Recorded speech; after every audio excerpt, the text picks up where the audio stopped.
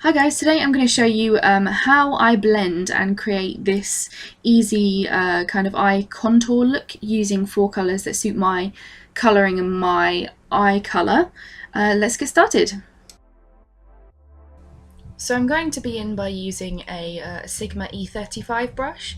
I'm picking up my normal face powder with this and applying it all over the lid to mattify the concealer I've got underneath. It just makes shadows easy to blend over when there's nothing tacky underneath. It's a smooth powder base, it's easier to blend powder over powder. And making sure to cover the brow bone as well, as we'll be applying shadow there too. For my transition shade, I'm going to be using Peach Smoothie by Makeup Geek. This is in my makeup wardrobe quad. Head over to my blog to see more information on your makeup wardrobe.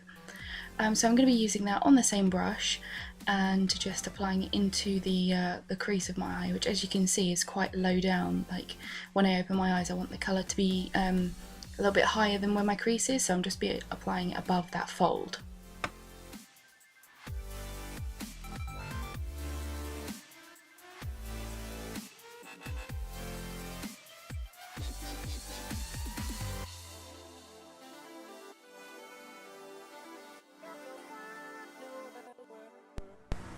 Now I'm just taking the same shade on the tip of the brush this time, just to get a bit more product and concentrate it actually in the crease of my eye rather than blurring it out too much, just to intensify this colour.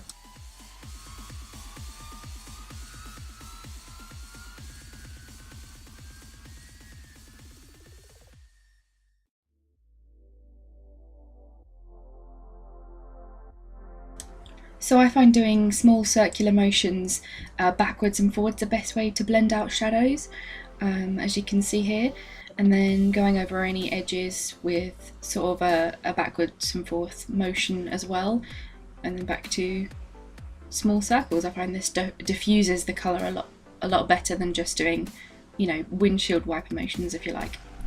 Now I'm going in with matte cork from my makeup wardrobe and a Sigma E25 brush, which I actually prefer to the MAC 217 as it's a bit pinched on the edges, so it's nice to get a nice flat lay of colour right in the crease there. So as you can see, I'm concentrating this colour a little bit more into the fold of my eye, so it's a bit less visible when I open my eye, but we'll be blending out, so you can see a bit more of it blended with the Peach Smoothie eyeshadow from before.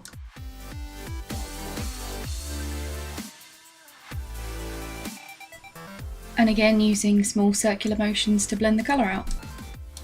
Now I'm going back in with my Sigma E35 brush, the original brush I was using that still has some of the transition shade Peach Smoothie on it, just to blend out that cork a bit more and make sure it's nice and diffused. And then going back in with the E25, my sort of second more precise shader brush, just to intensify the cork, make sure it's, you know, bold enough that you can see a distinction between Peach Smoothie and cork, because you don't want to blend it out too much where it's just one solid colour. You actually want them to be, you know, two separate colours just nicely blended.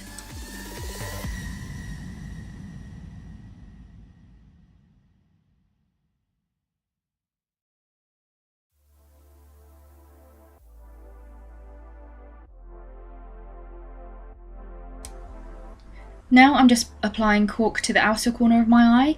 I like to do this, I just think it flatters my eye shape, but you do whatever works for your eye shape. I just find this looks nicer when I open my eyes, just have a bit of darkness on the outer corner.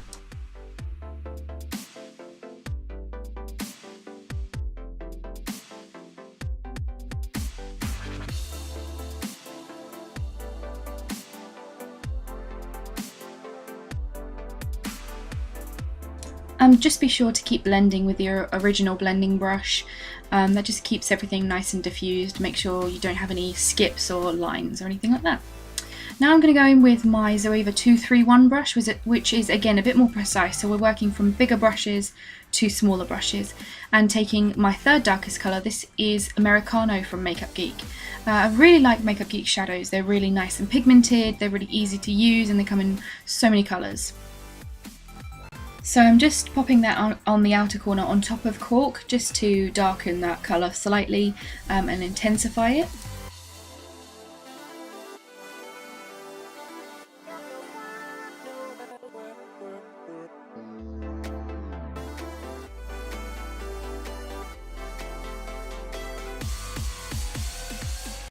Then back in with the E25 that had cork on it, just to blend out where you see I've got a harsh edge there.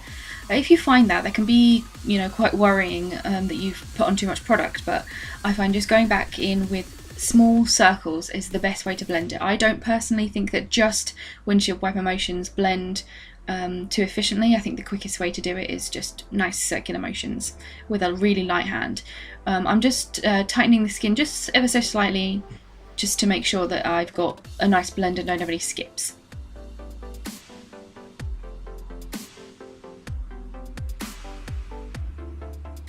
And just pulling the colour out slightly and intensifying it a bit more back with the 231 brush on the outer corner, because that's where I want the colour to be darkest.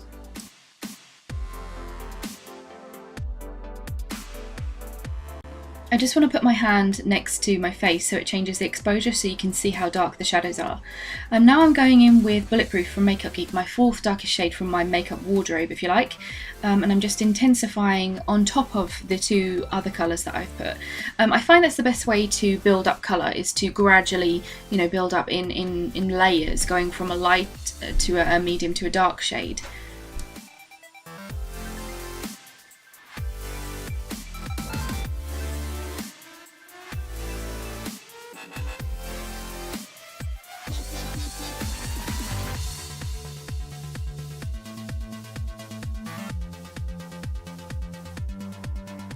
And I've just popped that black underneath the eye as well, just really softly so that it frames my eye a little bit more. I just prefer this placement of eyeshadow, just to have something on the outer corner, but you do whatever works for you, whatever you feel comfortable wearing. If you don't want black on the outer corner, maybe use your original transition shade, and that is how it looks. Just going back in with everything. This is a really good technique, just to go back with your original blending brush, not any more shadow on the brush, just keep the brush as is, and just blend everything out so that it looks really blended and nice. Then going in with my face powder again, and just re-intensifying the lid colour. Again, this just suits my eye shape. I just like to have something light on the inner corner and dark on the outer corner, and just popping that on the brow bone for a small highlight. Next I'm going in with my Maybelline Lash Sensational Mascara. I really like this one, it's just easy to use. I'm just doing a really quick coat of mascara. I find that the best way to do this as well is to, rather than go in one direction with all of my lashes, the lashes on the inner corner I kind of pull towards my nose, the lashes on the outer kind of corner I pull out towards my ear, and the lashes on top I pull upwards, so that you have a nice fanned out lash look.